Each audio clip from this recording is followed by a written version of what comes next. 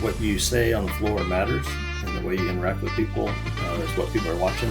Very easy to believe in lean and support it with our, we'll fund people going to training, we'll approve Kaizen events, we'll celebrate the dashboards and all those kind of things.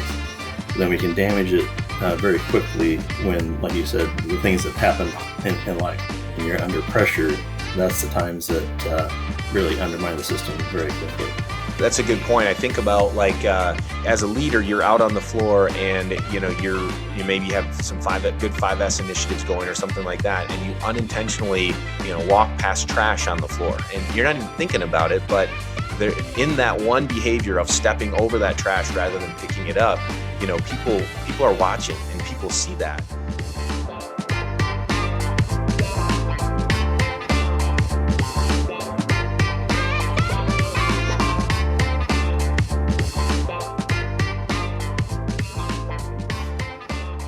Hello and welcome to this episode of the Lean Solutions Podcast. My name is Patrick Adams and I am joined with my friend Andy Olrich. Andy, how you doing?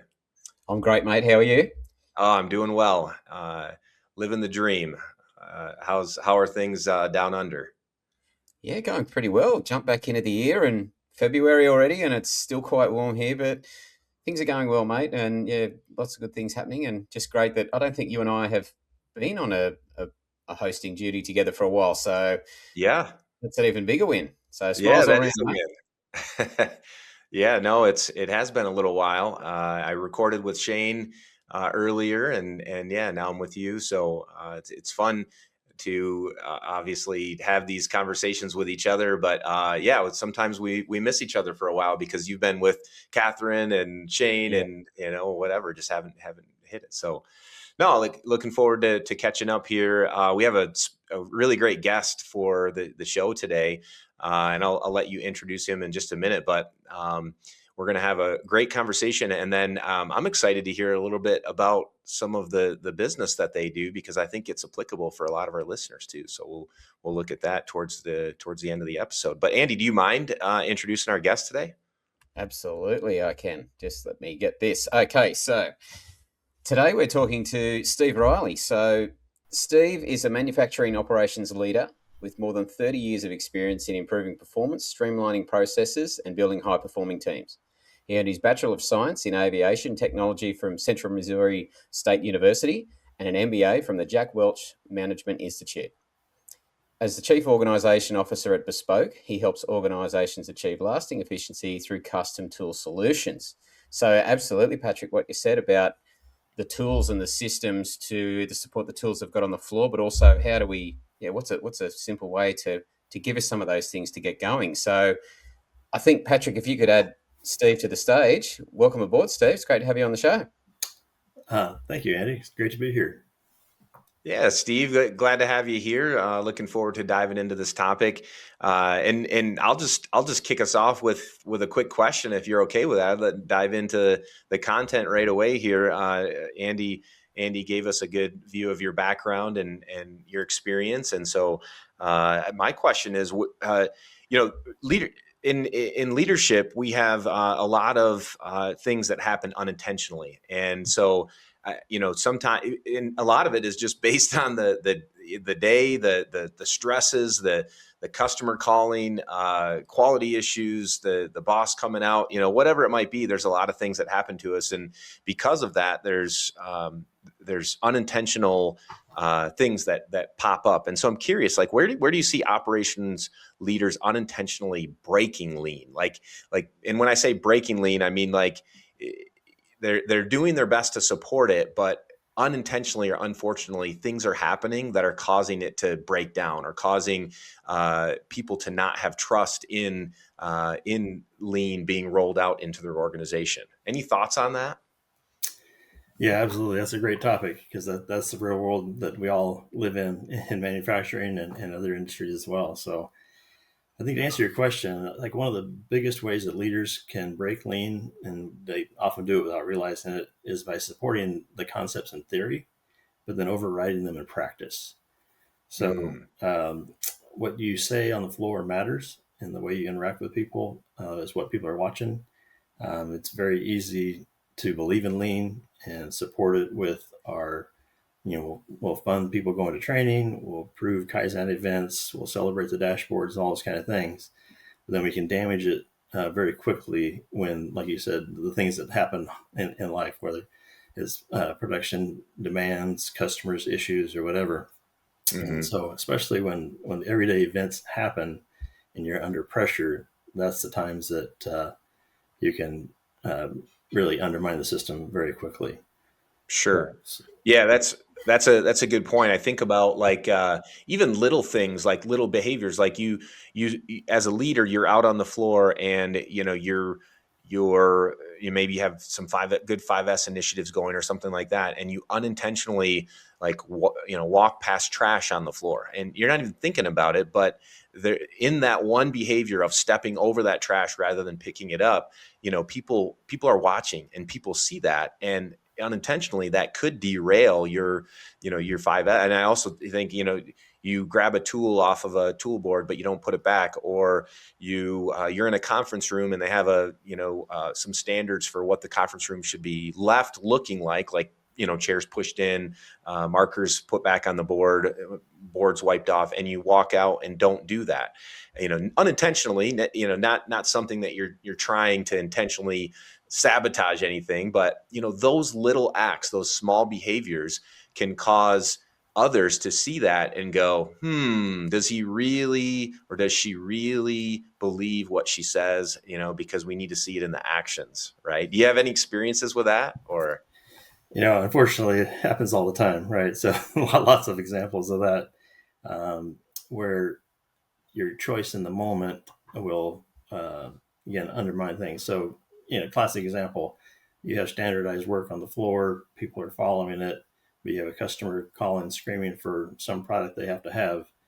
If your message to the supervisors is just do whatever it takes to get it out, we'll fix this later. You at that moment you have made it clear that lean is optional and that Mm, speed is what we reward, and that wow.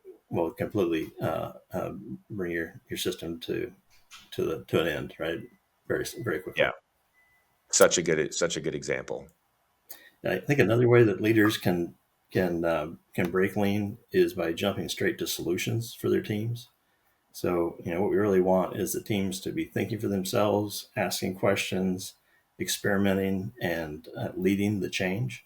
And if leaders are stepping in and saying, here's how we're going to fix this, and it's a top down approach, that very quickly erodes the buy in to the program. And again, it's just compliance. Hey, we'll do what they told us to do. But you're not seeing the system continuously improving. It's simply as good as how leaders can make it to be. So that's another practice that, again, behavior wise, leaders need to be careful of, that they or encourage the teams to be the ones that are leading the change and building the system, and not being a top down. Yeah, so true, Steve, and definitely my antennas are warmed up already. It's those things that rewarding the firefighters, when that was one of the things we were told to stop doing that, and even though they were getting us out of the bind, it was always about that short term urgency, long term consistency with lean. And as soon as we're under pressure and we don't do the daily stand up, or people aren't doing their leader standard work, or even just letting others see it, yeah, piece by piece, gee, it falls away quick. So, and probably a catalyst of leading you to what services you provide now, right? That's those, we'll get round to doing that, or we'll get round to designing one of those things. And it just, yeah, you get caught in the busy and it doesn't happen, which then leads to more waste. So I thank you for those examples. But yeah, I think a lot of people will be thinking about that too. And another classic that's especially more prevalent these days is around organisation in the digital space, and putting things with the right names in the right place, and how much time we waste looking for files, or oops, we deleted that and nobody told us, or multiple systems for the same thing. So I'll stop there because, as you can tell, you've hit a nerve already. So this is going to be great. So, Yeah, um, Andy, I think one of the things you suggested there is another one that's important to talk about is, if improvement is treated as extra work and not just part of the work, that also is a system that won't be self improving over time. So again, leadership Yeah. behavior should be lean is part of our work, not just something we do when there's extra time, because we know there's never extra time, or there's never a calm period just to go do that stuff. You got to make these things important, and that needs to be the culture of the company. So, yeah, If you Yeah. want lean to last, you have to model it, especially when it's inconvenient. Yeah, it's how we work around here, and it's not and lean. It's and we had a bit of a proud moment somewhere where we had 5S Fridays because we were getting that off the ground, and we had 5S Fridays, and one of the senior managers came in and said, "What, we only do 5S on Fridays? How quickly can we turn it around so it's not an event or a special thing on the calendar? It's every day and everything we do." Yeah, the 5S Fridays, we thought we were really moving the needle there, but he saw that as a risk and went, "Hang on, no, well, what we just Tuesdays is just turn it over, and Wednesdays is whatever." So it was really, yeah, really strong on that point. So if tools, so we talk a lot on this podcast about the tool trap. So being distracted or just going straight for all the lean tools, and as long as we've got all those, then we'll be fine. You talked a lot already a bit about behaviors and the leadership behaviors that we expect to see. So tools are part of the answer, but if they're not, I just want to dive in a little bit deeper on this leadership behavior piece. So yeah, if tools aren't the answer, they're part of it. How What are some examples of how you've seen leaders increase or maintain those behaviors that the others need to see? Like Patrick said, they're watching. Yeah, good question. I'd say when lean actually sticks, it's almost always, and I mean like 99.9% of the time, it's because of leadership behaviors that you can actually observe. So, um, implementing those as leaders and following those as part of our standard work is really important. So, like one of those would be leaders consistently showing up where the work happens. So, going to the Gemba not just to do audits or even worse, just there for photo ops, but they're there to learn. So if the leader's really showing up and asking the questions about what's making this hard to do correctly and that kind of thing, it leads to people not hiding the problems, but instead escalating the problems. And then lean becomes real. And because leadership isn't just inspecting, they're bringing curiosity about what can be. So I think consistently showing up is a behavior that again you can observe it and you can implement it, and it's an important one for how do you make it stick. Yeah. Um, Another one we already talked about is you got to protect the standards even when you're under pressure. So all of us as production leaders have had those events. Stuff happens in the world and things go sideways. And those are the times where you're really challenged about whether you really believe this stuff or whether it's just a nice to have. And if you are supporting standard work only when it's things are going smoothly and you throw it out when it's not, that's behavior that people see, and very quickly you will not have a program that sticks day to day. So yeah, lots of behaviors that as leaders we need to model what we want and stick to it even when it's hard. Yeah. I love the behavior side of things is so important, and it is leader behaviors really do determine that whether your organization is going to be successful or not successful in implementing lean or deploying lean into your organization. But behaviors are also or can be very hard to measure. If we're looking at sustaining lean, we want lean to have real measurable impact in our organization. Can we measure behaviors, or what is the right measurement of success when it comes to long-term sustainment of lean initiatives? Do you have any experience with that, or any personal thoughts on what should be measured when it comes to determining success for lean implementation? I do, Patrick. This is actually a topic that I love to talk about because it is so important. I think that most lean rollouts tend to keep the same scorecard that they had before. So the metrics that are classic in production, whether it be cost or output or utilization or on-time delivery or any of the classics that we have, and Sure. those metrics are important.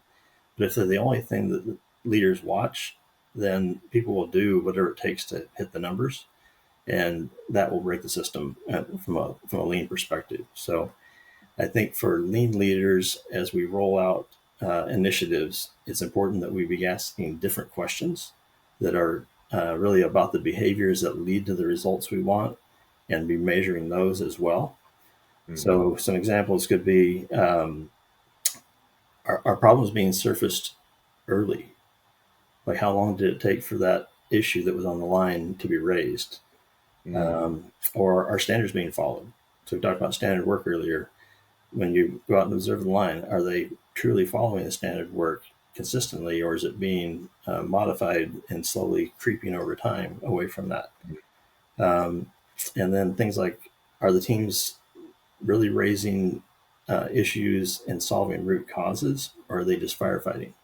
So again, are we rewarding the firefight, or are we rewarding root cause corrective actions that are effective? So I think having those things as part of our mindset of how we set metrics is really, really important. Yeah. Um, so maybe we take the example of a maintenance team. So one metric could be uptime of equipment. That could be how you measure your maintenance team, how well they're doing. Um, that measure can promote the heroics of getting a machine back up and running again. Hmm. I would say propose an alternative, and an additional one would be what percentage of on time PMs are being done. So PMs are in place to make sure the equipment doesn't break down and doesn't lead to the heroics and the need to come back online. So having 100% on time PMs is a better metric than uptime of the equipment. So Mm. just look for a measure that tells you the behavior you want that leads to the results you want versus just Yeah. the end results would be the thing. And same thing like root cause. So like we talked earlier about trying to get to the root cause and corrective action is measuring effective corrective actions is a better measure than these other measures of just output. Sure, sure. Yeah, and I think some people would call that like leading and lagging measures, right? So it's important to look at both because those lagging measures are normally the ones like you talked about, more of the uh, the those measures that show how the organization is performing over time, or how the team or the machine or whatever it might be. But what are the things that we can do that might prevent us from getting in the red on some of those lagging measures, and I love what you said about think about the behaviors that you want that are going to give you the right or give you success in those lagging measures, and then start to get creative about developing some leading measures around those behaviors. I really like that. Andy, what do you guys? I mean, what kind of leading measures are you familiar with that versus lagging? Anything specifically that you think have been like really good leading measures in comparison to lagging? Yeah, so if we're looking at like delivery or performance, yeah, I'd certainly agree with the one example that we did use a lot was the plan versus actual on preventative or predictive type maintenance Right. strategies. So we were implementing reliability centered maintenance as well. So it was really important that we had the leading indicator and the lag as a kind of a measure in the mix there, because yeah, if we were doing, let's say if we were kicking goals and we were 100% delivery on completion of PMs, for example, the performance was going down or was sawtoothing, that would help inform our strategy. Go, well, we're doing 100% of the things right, but are we doing the right things? So Hmm. that was yeah, really resonate with that one, and big fan of the leading indicators and with some trending as well. So we might have a bad day, but we can see that larger picture will actually over time we are actually improving the performance. So let's just work that thing out, but all these other things must be working. So, and then in the safety space, obviously, I am a passionate advocate of, well, some use 3S, but like 5S as a safety or even a quality type leading indicator. I think that's Hmm. got those good standards and structures in place. There's definitely usually a correlation between how many incidents or hazards you're picking up. You will have less if your 5S scores are sustaining or maintaining or improving. So yeah, a big fan of lead, but also some lag. So that's Yeah, yeah. and I think for a maintenance, if we want to talk about or an operational leading indicator, I'm just trying to think of some of the more interesting ones that Hmm. we've utilized to give us around behaviors, right? So we had a completion of leader standard work tasks. We started measuring that, all right, Mm. for to hold. So we're measuring the output of the maintenance team for them going out and looking and taking care of their equipment. we use the leader standard work auditing scores as the leadership. Are we going out and are we effectively looking after and interacting well with our people, which was kind of the, not in a bad way, but the equipment that we were charged with supporting and keeping in good nick. So, yeah, there's a few things there. Love it. Nice. Yeah. Good things to get the mind to start thinking and working around those. Love it. So that's the challenge. Everybody is to look at the behaviors. Think about leading metrics that you can put around behaviors that are going to give you the output that you're looking to achieve. Steve, one more thing I want to talk about before we wrap up for the day. You guys build shadow boards, and I'm curious to hear a little bit more about that. So, how did you get into this? Obviously, you're a lean geek like the rest of us, but tell us a little bit about shadow boards and what you guys do with that. Yeah, I'm glad to. Yeah, shadow boards have been implemented in most of the facilities I've worked in over my career, and so absolutely believe in those and understand the value, how it reduces waste and reduces tool costs and all those things. So I wanted to set the shadow boards in my toolbox in my garage at home, but I didn't want to go through the process of tracing out the tools and hacking it out with a knife like we've done so many times in the facilities I worked at. Right. So I decided we live in a digital age. There's got to be a way to do this without all that effort.